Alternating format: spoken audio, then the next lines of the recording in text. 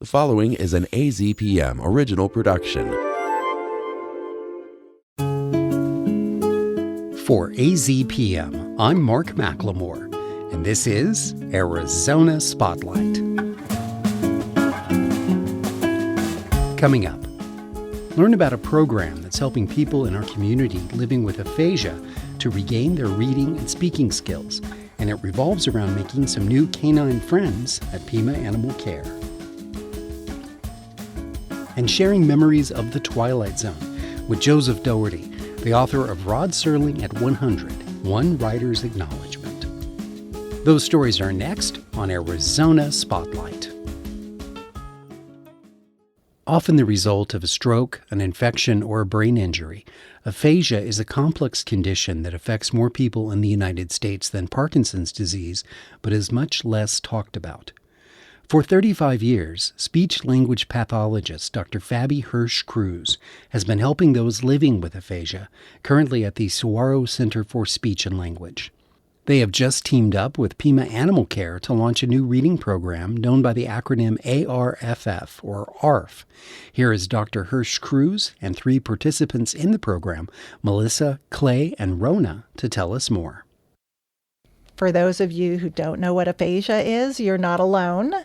Aphasia is the loss or partial loss of the ability to use words to communicate. And we often think of communication just as speaking, but we also listen when others are speaking. And so people can lose the ability not only to speak, to say words, but also to understand when others are speaking. But they can also lose the ability to read and to write.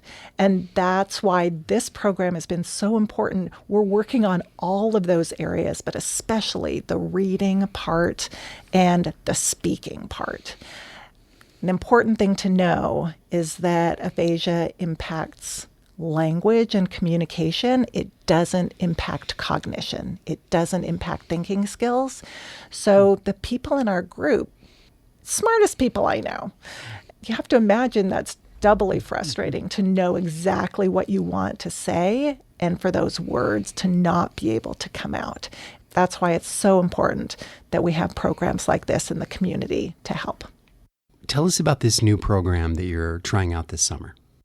It's A.R.F.F. It's aphasia reading with furry friends, and we are super excited.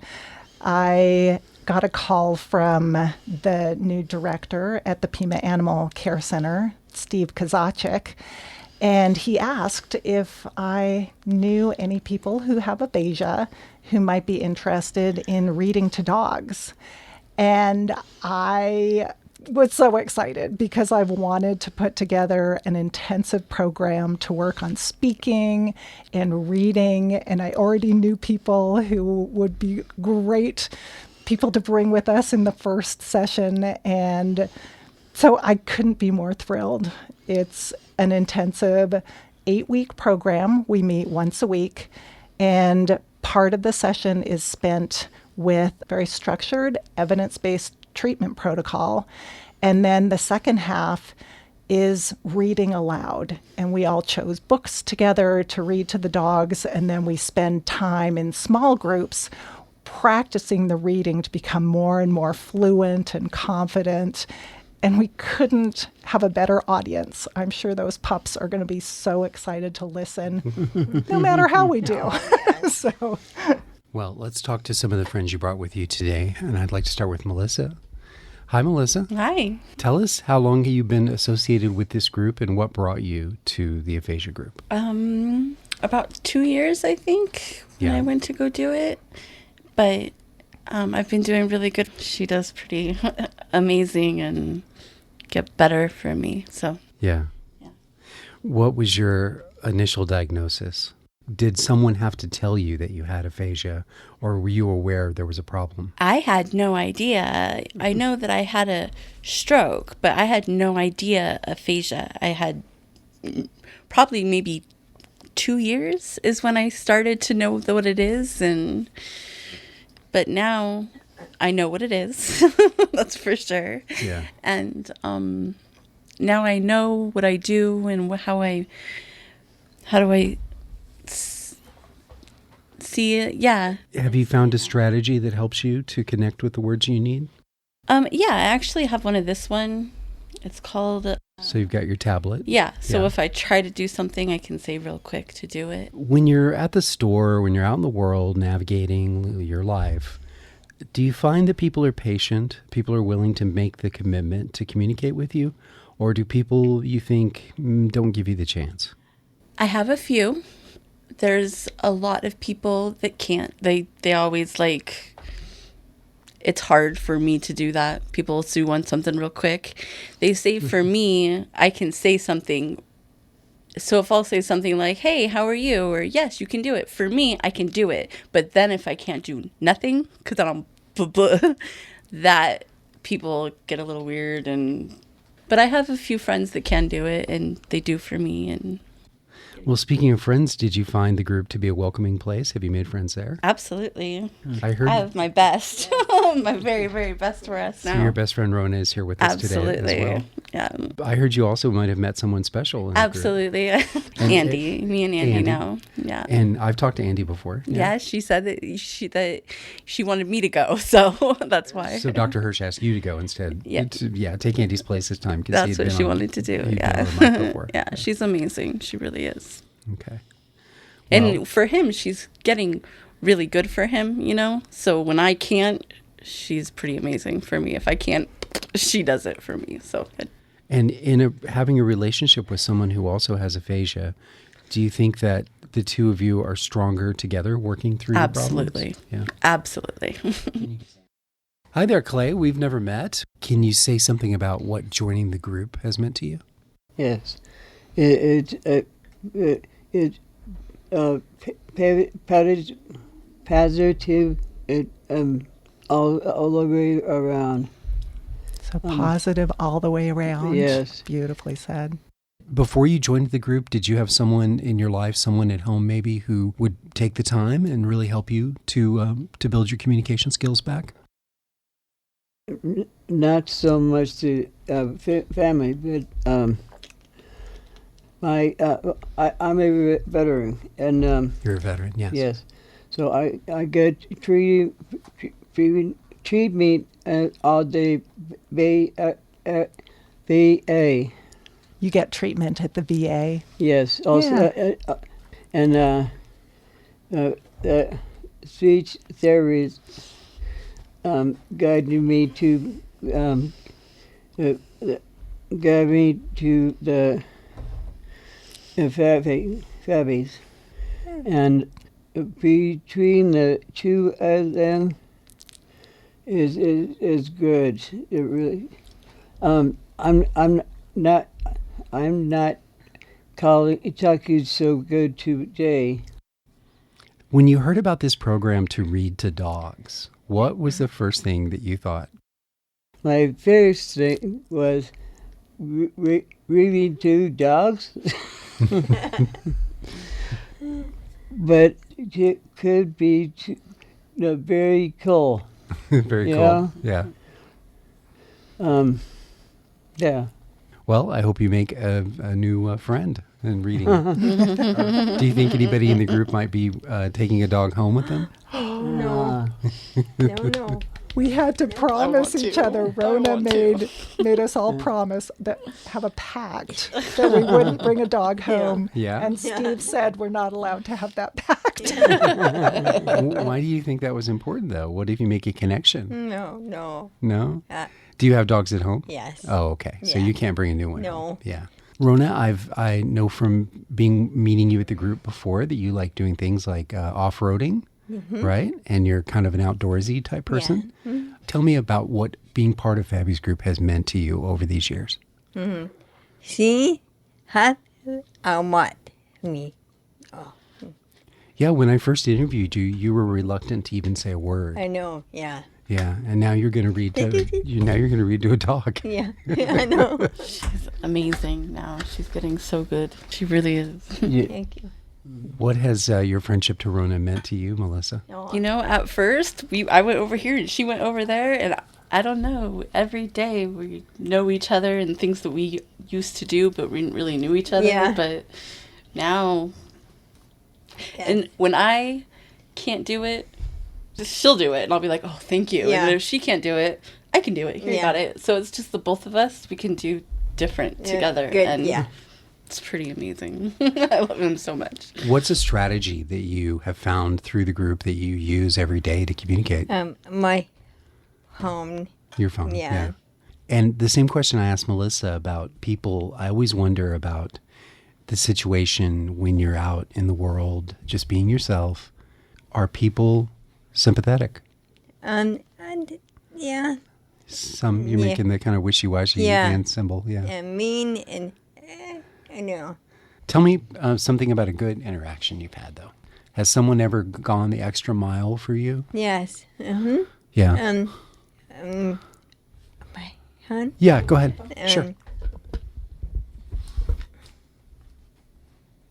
A few minutes later. And so on her phone, she wrote, "A woman at Ulta really took the time to answer all my questions, even though I was using the phone. It took me forever to get courage to go in there. It builds my confidence." I bet. I bet it's a great feeling. Yeah. Good. Well, I'm so glad that you had that encounter. Yeah.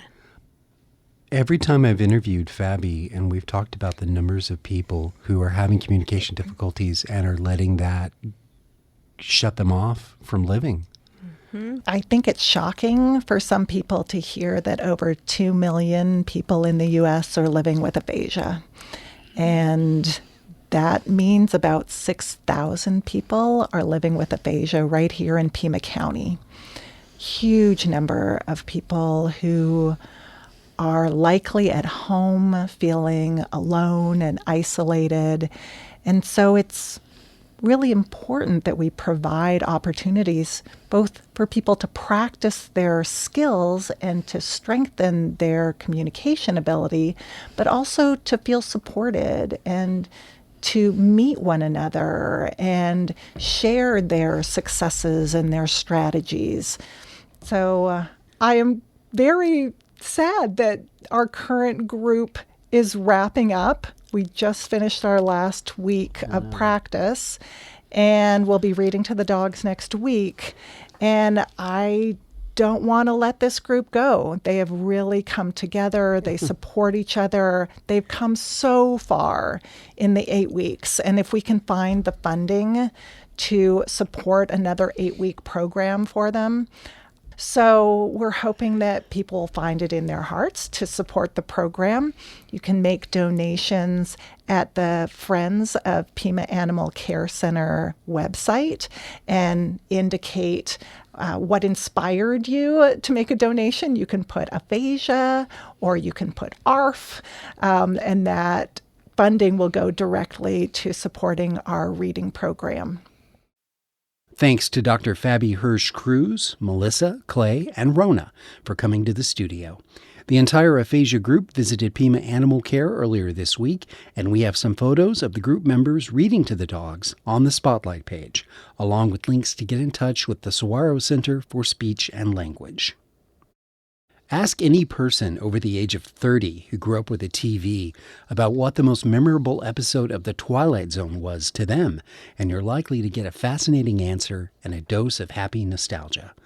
Joseph Dougherty is an Emmy Award-winning television writer, producer, and director with a career that began in the mid-'80s. He's worked on shows including 30-something, Judging Amy, Once and Again, and Pretty Little Liars, to name just a few. Dougherty says he owes this career to the influence of Rod Serling and the greatest television anthology show of all time, The Twilight Zone. So he wrote Rod Serling at 100, One Writer's Acknowledgement.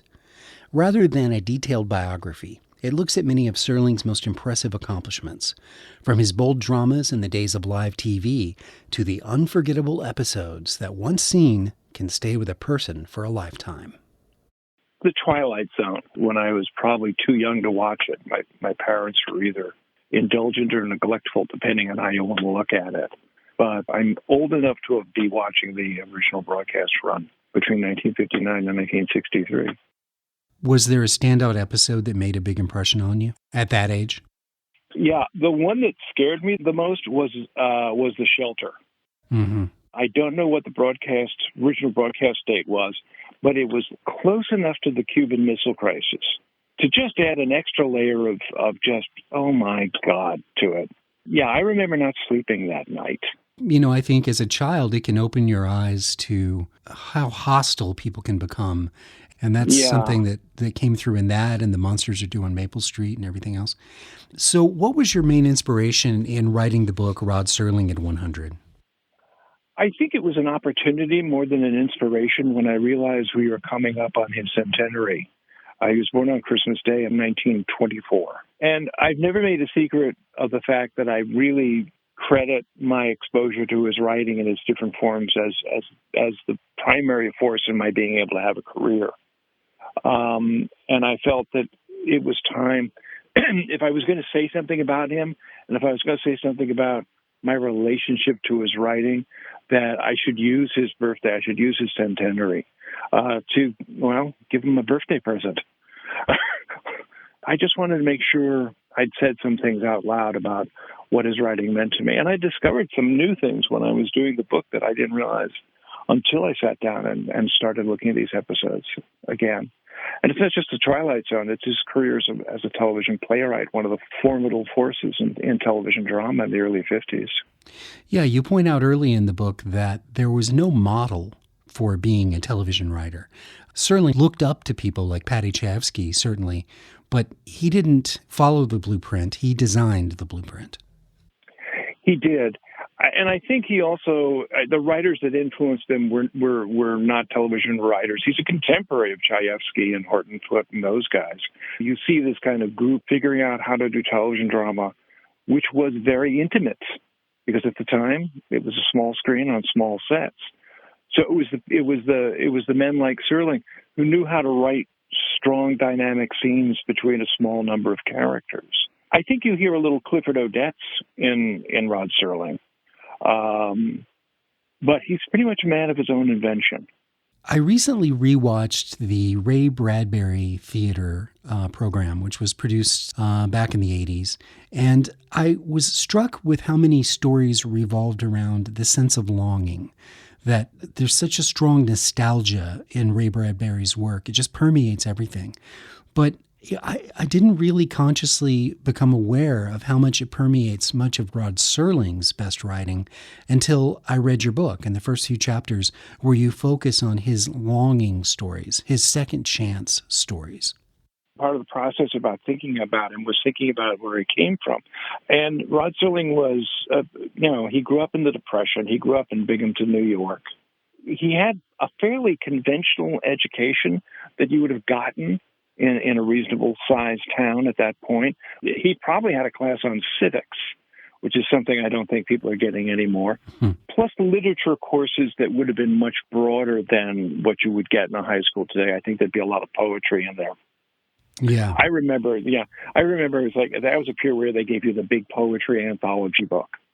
He was a young man he graduated high school and went right into the Army during the Second World War. And the longing and the regret, you see it in the pull between this idealized, maybe it was not idealized. He had a good childhood in a small town, and then just plunging right into the Philippines in 1943 and having the experience that all the veterans have had, and coming back and not knowing what to do, how to integrate those two sides of himself.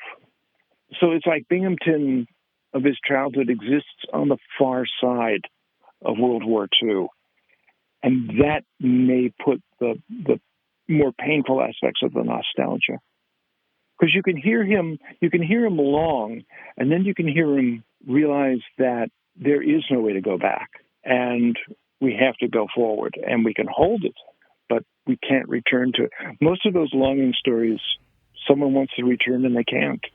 Or in the process of trying to return, they end up damaging what they had. Yeah. I think, predictably, when I was a kid watching Twilight Zone, I was disappointed by those stories. They didn't resonate with me. I wanted the science fiction stories. I wanted the good bug-eyed monster stories and the ones with the scare twist. But certainly as one grows older, the complexity and the depth of episodes like Walking Distance and A Stop at Willoughby, even of late I think of Cliffordsville, all resonate so much more strongly. And I feel like Serling was able to tap into something universal. I think it's interesting. One of the things you point out, and you find this in Bradbury as well. Whatever drew us as kids to science fiction, we were also getting these more mature messages from these writers. It just took us a while to realize it. You take a novel like Dandelion Wine, and you read it when you're a kid. You read it when you're the age of the characters. That's one thing, and you have a good time. But you come back to it in your 40s, and you feel like you're reading an entirely different book. I think that's what happens when you go back to look at the Twilight Zone episodes you think you know very well, and to discover there are things in there you could not have known when you were the age you were first exposed to them, when you wanted the Martians and you wanted the time machines. Mm-hmm. And he provided those things too, but there was something else going on. I was kind of stunned by some of the things I had never in my life thought about. There's a scene in Walking Distance that happens after Martin's younger self hurts his leg and falls off the merry-go-round. He's sitting there in the merry-go-round, and his father, who is not alive in 1959 when the story is set. And it was the first time I looked at the father looking at the man his son would become and seeing how much pain he was in. And there's still nothing he can do for him. He says, you have to go back.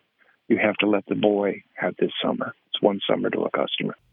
Martin's father displays an enormous amount of wisdom, and he doesn't question whatever miraculous thing has happened to create this situation. He's not interested in solving it or rejecting it. You know, it's a popular, if you will, drinking game when watching Twilight Zone to wait till somebody says, this is some kind of prank. This is some kind of gag. You know, there's always somebody who's trying to say, there's a rational explanation here. But Martin's father doesn't bother to look for that rational explanation in that short and necessarily brief scene. Instead, he latches on to its higher meaning, I think. And one of the things I like about that scene, and it's like it's grown in its importance to me as a writer, is that it's an impossible scene. Yeah. Well, that goes back to Hamlet talking to his father.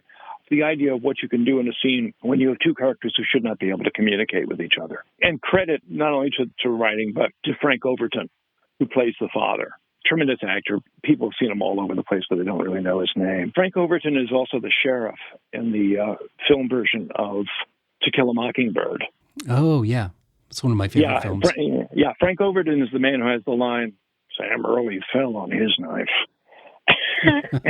Just clears the way for the end of the movie. The good news and the bad news for the Twilight Zone is that the twists, they don't come at us the way they would have come when it was just one show and it was on one night and you had to wait for the summer if you're ever going to see it again. Some of the twists have become punchlines more than anything else. So now it's time to look at the episodes, look at things like even Monsters do on Maple Street, and Time Enough at Last with Burgess Meredith is the man who just wants to read. It's time to go back and look at these as the serious pieces he meant them to be. There's an urgency to Rod Serling's writing throughout his entire career. I'm not going to say it's a concern of his own mortality, although his father did die at the age of 53. And Rod himself died when he was only 50. I'm older than that now. Yeah, this is his 100th birthday, and he barely made it halfway. But we're still talking about him, and we're still talking about his work. And what I found out is you can still discover things in his work. I've always admired him as a writer from a craft level, but you look at this and you say, what he's condensing, how he's reinventing the parable form, the energy in these 25-minute episodes. They don't let go. They grab you and they keep going. You don't have to make a lot of allowances for watching the show. Some series, maybe you have to make some corrective measures and grade on the curve. I don't think you have to do that with Twilight Zone episodes. All you have to do is, and I've talked to educators, and I've been very pleasantly surprised to find out that they are showing these episodes to their students, and their students are not rejecting them. Their students are getting them and are understanding. I think they feel the urgency in his writing and the caring in his writing. You know, I'm looking at your bibliography in the book where you cite the episodes that Rod wrote. And we should make the point, of course, that we're very aware of the fact that he didn't write every Twilight Zone, but he wrote many of the best. And I think of the episode In Praise of Pip with young Bill Mumy and Jack Klugman playing the father. That's almost from the character of Martin's father's perspective in a way. It's a different twist on the longing story. The thing I discovered for the first time when I went back to look at Praise of Pip this time, Jack Klugman's character is dying. I think he's shot or stabbed in an altercation helping someone. We know he's dying, and he knows he's dying, and he literally just prays to God at the gate of an amusement park to see his son again, who's serving in Vietnam and has been wounded in Vietnam. And he says, I just want to see my son. I just want to see my son. And it is really indicates that God watched the Twilight Zone because the dying man doesn't meet the son as he is today, but he meets the son the way he was when he was a child, when they went to the park together. And I just realized, that's wild. He didn't say, I want to be with my son when he was a kid. I want to see my son. And the fates have determined that, well, we'll do this for you, but this is how we're going to do it. If you've got half a heart, there are a lot of weepy moments in the Twilight Zone. But the thing is, George Clayton Johnson, Richard Matheson, Charles Beaumont, Earl Hamner Jr., who were the other writers who eventually wrote multiple episodes of the series, they were all really good writers who realized that the world that Serling had created in the Twilight Zone was a place for them where they could do some of their best work, and they really did. Some of the best things Matheson and Beaumont and Johnson did are Twilight Zone episodes. They understood the world that Rod was presenting to them. He built this theater. He hired the orchestra. He said, gentlemen, please. Going back to a point you made, I love the joke you gave where you said, it proves God watches the Twilight Zone. The life lessons that I learned from Twilight Zone are still with me. Don't be greedy. Mm-hmm. Don't be a coward. Don't be cruel. Don't be a racist. I'm getting choked up because these things mean so much to me. Rod Serling helped me to understand why these things were important and encouraged me to think about them. Rod Serling made it essential that as a young person, I consider these things. I think essential is a very good word here. He meant this stuff. He took a moral position as a very important place. His writing in the 60s and 70s, when he wasn't doing as much television for a variety of reasons, but was becoming increasingly active as a teacher, he did not like the way things were going intellectually and politically. You look at his work and you look where he comes from and you look what he stood for. Also, he's telling us we have a responsibility. If you're going to talk to someone, if you're going to take their time, a half an hour, 40 minutes, whatever, it's not enough to entertain. Entertaining is good. That's a requirement. But you've got to leave them something. You've got to give them something to chew on. And that's what Serling's done. He's imparts images and characters and names and a love of the English language that's unmatched on American television.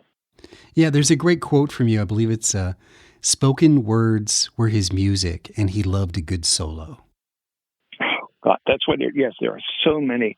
Some actual one-person shows. Others are just but where the primary bulk of it is one speech or one person speaking. He loved it. It was his jazz. It was American jazz, if you want to know. In the Twilight Zone book written by Mark Scott Zickrey, which is such an important part of being a Twilight Zone fan and understanding the show is reading that book, which goes episode by episode throughout. He talks about a period of time later in life. It was probably, after Night Gallery, when Rod was doing a commencement speech at a college somewhere. And in his hotel room earlier that day, he catches a rerun of A Stop at Willoughby. And it didn't play well for him at all. And it's not clear in the anecdote whether Rod was aware that he might have been watching a cut version of the episode to make more time for commercials. But he found the editing to be off, and he didn't enjoy the experience. And unfortunately, I think one of Rod's weaknesses was that he was always ready to believe something bad about himself from others, from critics. I mean, he stood his ground, but at the same time, he was sensitive. And so when he gave that commencement speech to the students, he talked about his own writing for television. And he said, unfortunately, I'm now under the idea, or I'm under the assumption that my work is going to age like bread. And every time I think of that quote, I feel sadder and sadder inside at how wrong he was. And you sharing that those teachers are showing kids Twilight Zone episodes and they're accepting them. That just proves how wrong he was. Part of why I wrote the book is how much I've heard that tone in his voice later in life, and I'm furious. I'm furious at him for being unsure. Like it was probably a badly cut episode if he was seeing it in the 70s, because they yanked out about 5 minutes from those things. They're only 25 minutes long. Yeah, he was very self-deflective throughout his life. One of the reasons for that is when he finally broke through in 1955 with Patterns on live television, there was a tremendous hunger for his work. He sold a lot of trunk pieces that maybe he shouldn't have sold. And he acknowledged the fact that some of these were scripts written by someone who didn't know how to write yet. I refer you to Changing of the Guard, which is about a professor who's being forcibly retired from a boys' school. And his name is Professor Fowler. He has some of the most heartbreaking language describing himself. He's been dismissed, and he talks to the students, says, I gave them nothing. I taught them nothing. I left them with nothing. And it's just too heartbreakingly easy to hear Serling write that. There's a lot of pain in the first part of the episode when Fowler thinks, I have failed. I have not won some victory for mankind. And it's infuriating. I wrote this book because I wanted him to know. We're talking about, in the case of Twilight Zone, which of course is the way he's always been most known for, we're talking about a television series that has been off the air for 60 years. And we're talking about it not as a joke, but seriously, as serious American drama, as one of a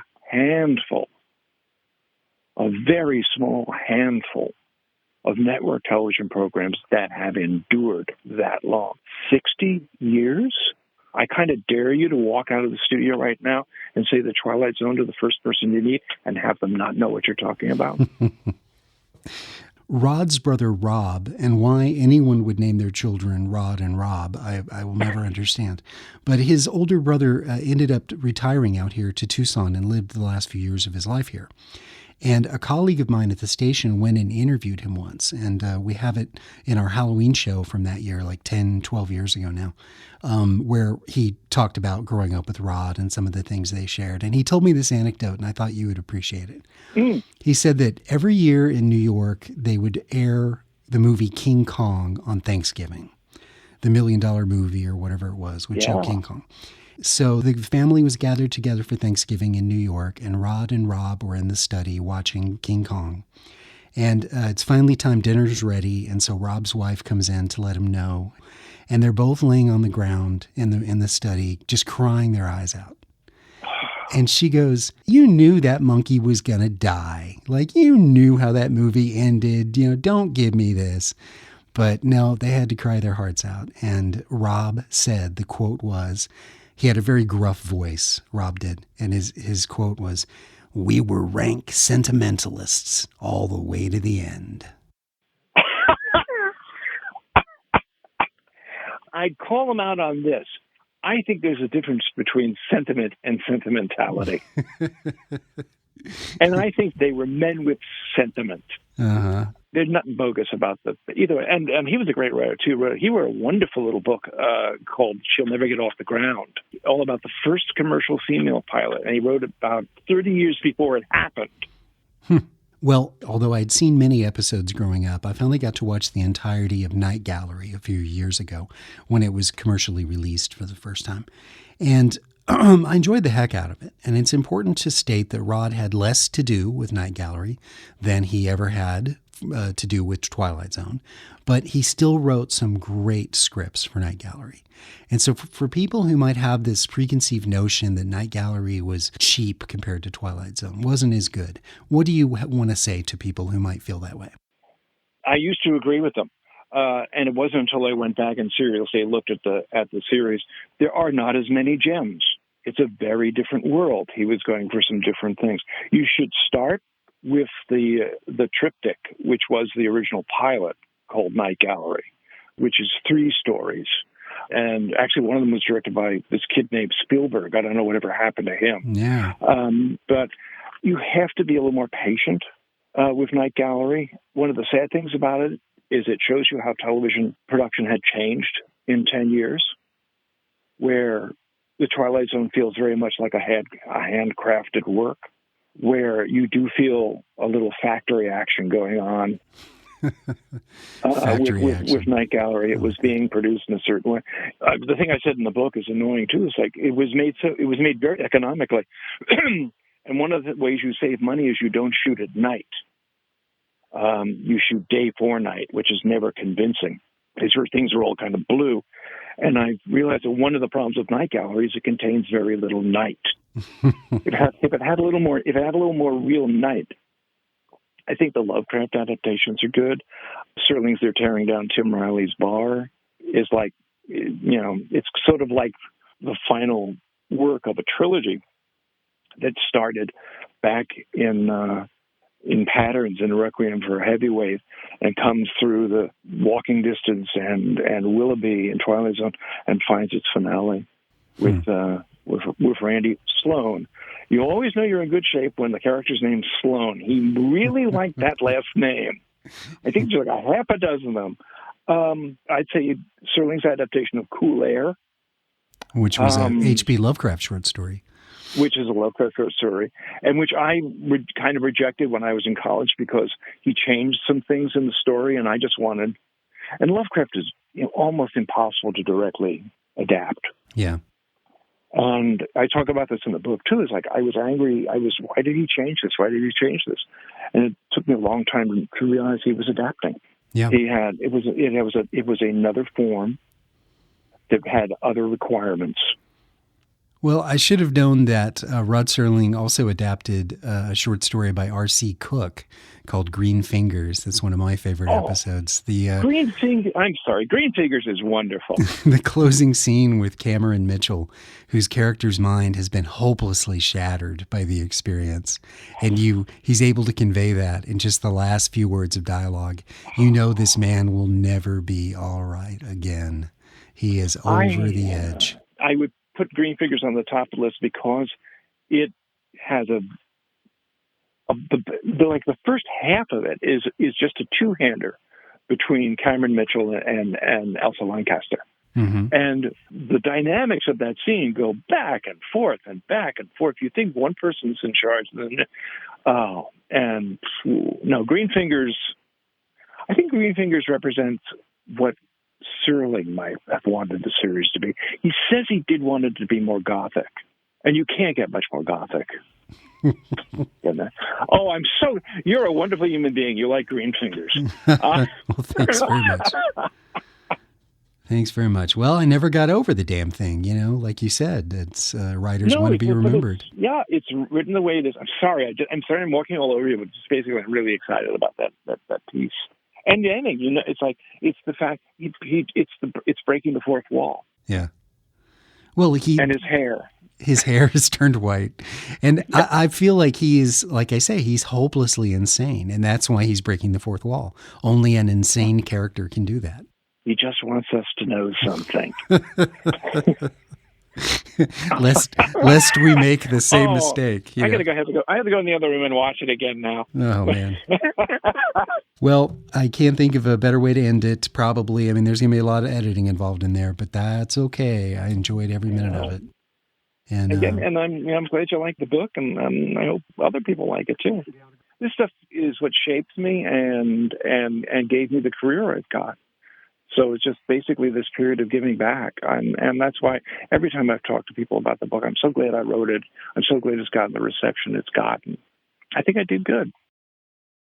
As you can hear, I had a great time talking with Joseph Dougherty about his book Rod Serling at 100, One Writer's Acknowledgement, published by Fayetteville Mafia Press. Thank you for listening to Arizona Spotlight. This show is a production of AZPM. The production engineer is Jim Blackwood. Production assistance by Zoe Giuliano. I'm producer and host Mark McLemore. AZPM podcasts are made possible in part by donations from listeners like you. Learn more at support.azpm.org.